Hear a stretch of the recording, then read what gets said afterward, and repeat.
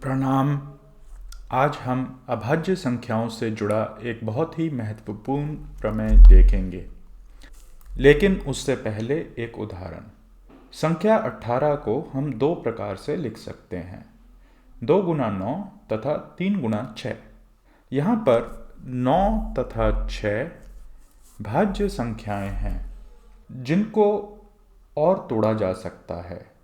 जैसे कि 9 को तोड़ने पर मिलेगा कि 18 बराबर 2 गुना 3 गुना 3। इसी तरह से भाज्य संख्या 6 को तोड़ने पर 18 बराबर 3 गुना 2 गुना 3। सबसे दाईं तरफ 2 तथा 3 अभाज्य संख्याएं हैं तथा यह दोनों अपघटन सिर्फ और सिर्फ 2 तथा 3 के लिखे जाने के क्रम में ही एक दूसरे से अलग हैं।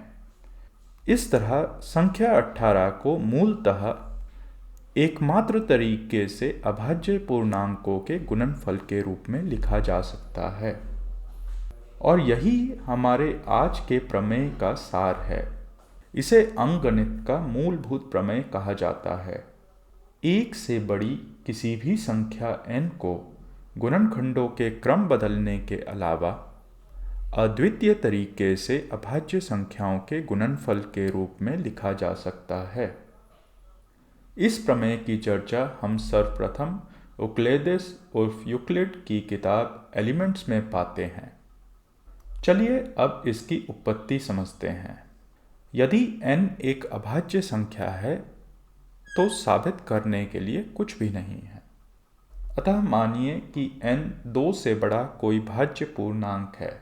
हम n का लघुत्तम भाजक p1 लेते हैं, जो 1 से n के बीच की कोई संख्या होगी। अब इस p1 को अभाज्य होना पड़ेगा, अन्यथा p1 का कोई भाजक d होगा जो 1 तथा p1 के बीच की संख्या है, और वह n का p1 से भी छोटा भाजक है। परंतु यह p1 के बारे में हमारी परिकल्पना के विपरीत होगा। इसलिए n को p1 गुणा n1 लेते हैं, जहाँ n1 n से छोटी तथा 1 से बड़ी कोई संख्या है। यदि n1 अभाज्य संख्या हुई तो n की अभाज्य पूर्णांकों के गुणनफल के रूप में अभिव्यक्ति मिल चुकी है।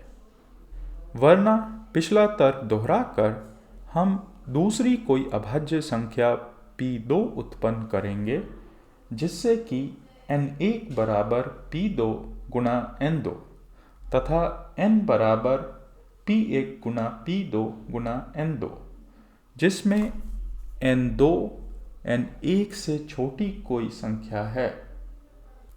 इस प्रकार चलते रहने पर हमें एक घटता हुआ अनुक्रम मिलेगा, जिसमें n से छोटा है n1, जिससे छोटा है n2, और यह सभी संख्याएं 1 से बड़ी हैं।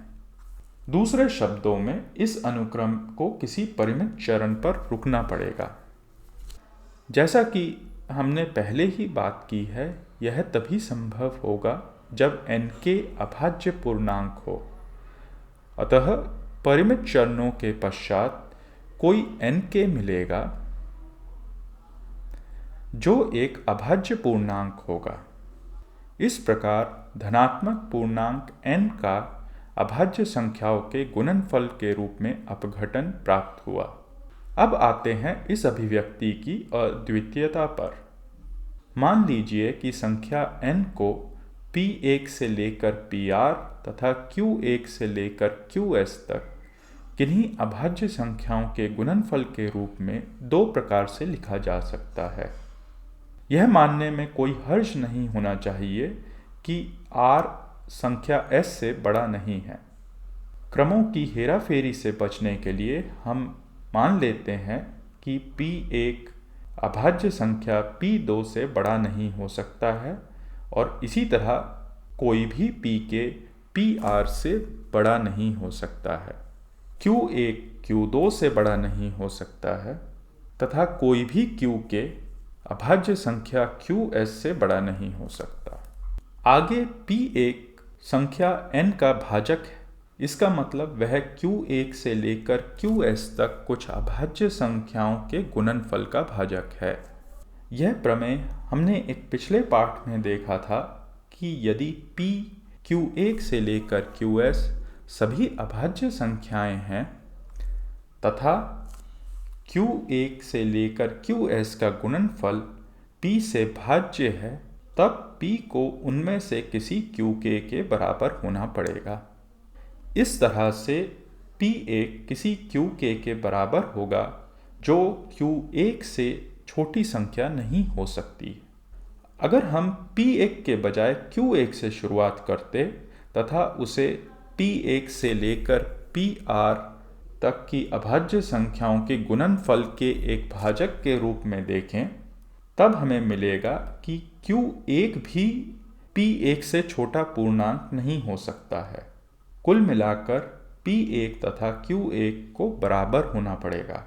इस भाजक को हम दोनों पक्षों से हटा देते हैं, जिससे हमें मिलेगा कि P2 से लेकर PR तक अभाज्य संख्याओं का गुणनफल Q2 से लेकर QS तक की अभाज्य संख्याओं के गुणनफल के बराबर है। पिछला तर्क दोहराकर हम एक बार फिर P2 को Q2 से निरसित कर सकते हैं। यदि R संख्या S से छोटा हुआ तो आगे चलते रहने पर हमें मिलेगा कि QR से बड़ी कुछ अभाज्य संख्याओं का गुणनफल 1 है, लेकिन यह कभी भी नहीं हो सकता क्योंकि कोई भी अभाज्य संख्या 1 से बड़ी होती है। फिर उनका गुणनफल 1 कैसे होगा?